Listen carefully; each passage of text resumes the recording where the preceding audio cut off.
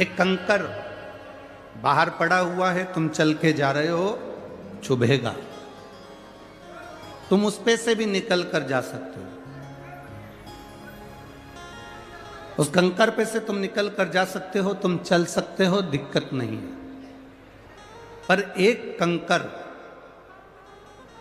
तुम्हारे जूते के अंदर भर गया तो तुम बहुत लंबा चल नहीं सकते। जब तक उस कंकर को तुम जूते के अंदर से निकाल नहीं दोगे तब तक तुम लंबा चल नहीं पाओगे। उस कंकर को जूते के अंदर से निकाल कर बाहर कर दोगे, उस कचरे को जूते के अंदर से बाहर कर दोगे तो तुम लंबा चल सकते हो। जिसके अंदर, जैसे जूते के अंदर कचरा है, कंकर है, तो लंबा नहीं चल सकते। अपने अंदर यदि अहंकार आ जाता है तो व्यक्ति बहुत ऊंचाई तक चल नहीं पाता, बहुत आगे तक बढ़ नहीं पाता। उसको बढ़ने के लिए, उसको चलने के लिए भीतर के अहंकार को, भीतर के लोभ को, भीतर की तृष्णा को, भीतर की आसक्ति को, भीतर की वासना को, भीतर के अहम को उससे निकालना।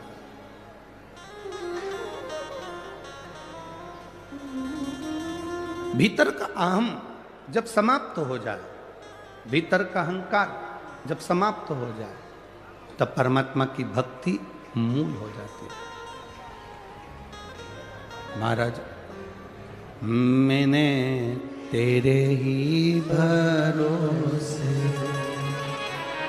बाबा, तेरे ही भरोसे हवा बिच उड़ती जावांगी,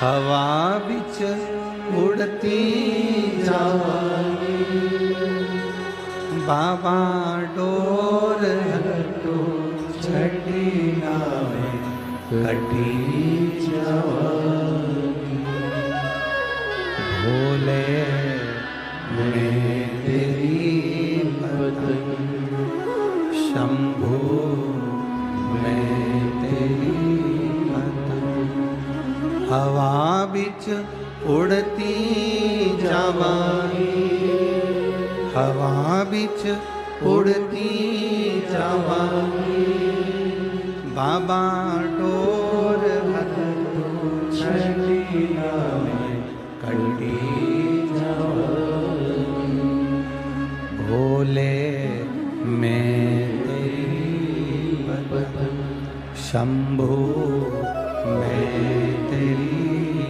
बदन। शिव कथा कर रहे, भगवान शंकर का संवाद कर रहा है। शिव महापुराण की कथा कहती है कि जीवन के लक्ष्य को पाना है, आगे बढ़ना है, मंजिल तक जाना है, बहुत आगे तक जाना है, तो अपने भीतर के अहम को, अपने भीतर के अहंकार को, अपने भीतर की तृष्णा को, अपने भीतर के लोभ को, अपने भीतर के अहम को आपको निकालना पड़ेगा। जब भीतर का अहम, भीतर की तृष्णा, भीतर का लोभ जब हट जाएगा तो भगवान देवाधिदेव महादेव स्वयं आपके नजदीक में, आपके करीब में आ जाएगा। शिव कब तक नहीं मिलते?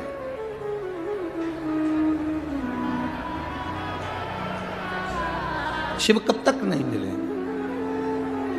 शिव महापुराण की कथा कहती है बाबा देवाधिदेव महादेव कब तक नहीं मिलते। कहा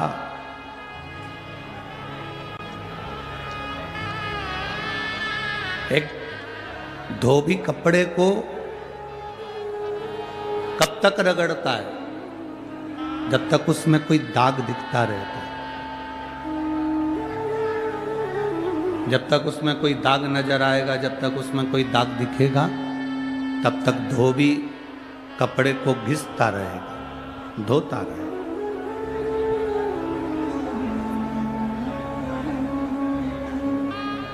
जब दाग कपड़े में नहीं रहता